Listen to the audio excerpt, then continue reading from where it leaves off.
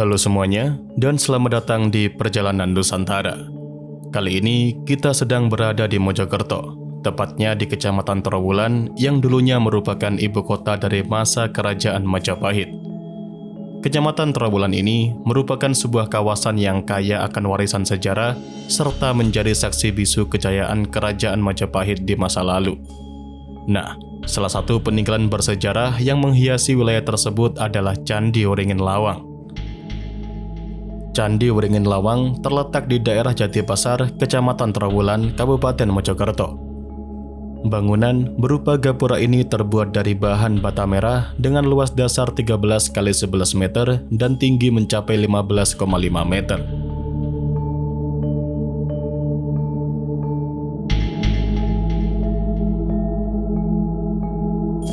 Situs Waringin Lawang ini diperkirakan dibangun pada abad ke-14 dengan gaya candi bentar atau tipe gerbang terbelah.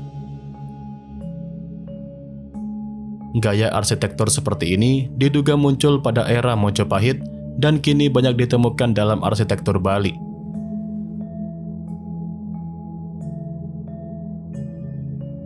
Menurut banyak versi cerita serta kebanyakan sejarawan sepakat bahwa gapura ini merupakan pintu masuk menuju kompleks bangunan penting yang ada di ibu kota Majapahit pada masa lampau.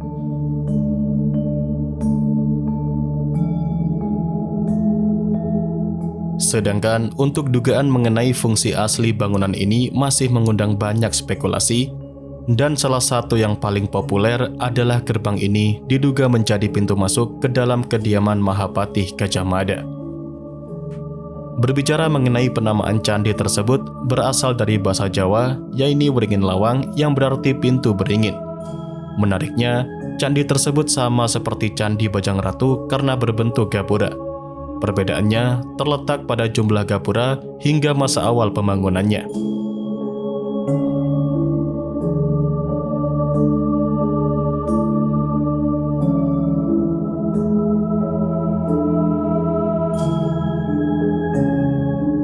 Hal ini memang saling berhubungan, dikarenakan menurut berbagai sumber, Candi Waringin Lawang merupakan gerbang pintu masuk, sedangkan Candi Bajang Ratu merupakan gerbang keluar dari wilayah ibu kota Majapahit pada masa lampau. Untuk masa pembangunan candi ini, disinyalir telah terbangun pada abad ke-14 Masehi. Sedangkan untuk upaya pemugaran pun pernah dilakukan pada candi ini mulai tahun 1991 hingga 1995. Saat ini wilayah situs Candi Waringin Lawang telah menjadi destinasi wisata dalam menikmati keajaiban sejarah dan keindahan alam yang ditawarkan oleh situs ini. Berkunjung ke Candi Waringin Lawang Trowulan juga bisa menjadi sarana dalam bentuk menjaga, melestarikan, dan menghargai keberadaan sejarah dan budaya Nusantara.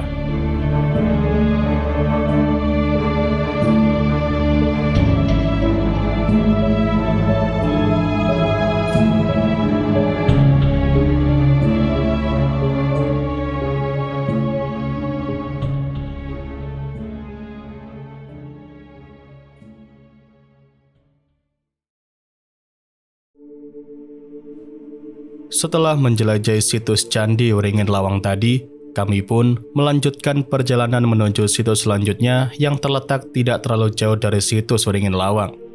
Situs selanjutnya yang kami kunjungi ini bernama Situs Siti Inggil yang terletak di ujung barat Dusun Kedung Wulan, Desa Bejijong, Kecamatan Trowulan. Situs Siti Inggil saat ini menjadi destinasi ritual para pengunjung dari berbagai daerah karena masyarakat percaya bahwa situs ini menjadi makam pendiri sekaligus raja pertama Kerajaan Majapahit, yaitu Raden Wijaya. Di area situs ini terdapat pohon kesambi raksasa yang menjadi payung hidup bagi bangunan utama Siti Inggil. Bangunan dengan luas sekitar 15 x 15 meter persegi itu berpondasi struktur bata kuno peninggalan zaman Kerajaan Majapahit. Tapi untuk bangunan berupa tembok keliling tanpa atap maupun tangga yang telah tersedia bukanlah peninggalan dari Majapahit karena dibuat tahun 1968 sampai 1970-an. Di dalam bangunan itu terdapat 5 makam di dalamnya, yaitu yang diyakini sebagai makam dari Raden Wijaya, Garwa Patmi Gayatri, Garwa Selir Doro Petak, Garwo Selir Doro Jinggo, serta Abdih Kinarsih Kaki Regel.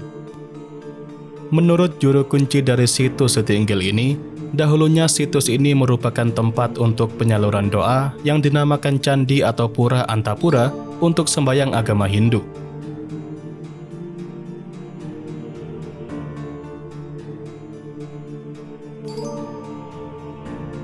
Tadi sempat kita sampaikan jika situs ini merupakan makam dari Raden Wijaya.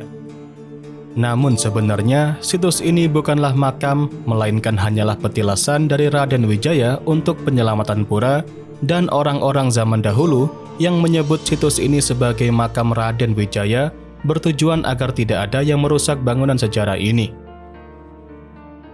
Untuk saat ini, pengunjung situs Siti Inggil kebanyakan mempunyai kepentingan khusus.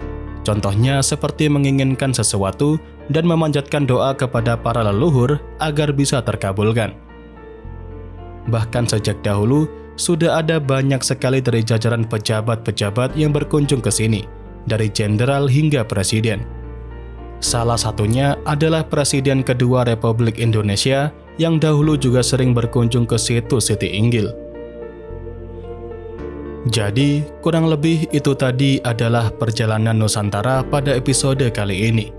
Selanjutnya, masih ada banyak situs yang akan kami kunjungi. Pada episode mendatang, kita akan melanjutkan perjalanan menuju situs dari Hayam Wuruk dan juga situs dari Ratu Tribuana Tunggadewi. Jadi, jangan lupa untuk ikuti terus perjalanan kami dalam mengungkap keajaiban sejarah Nusantara.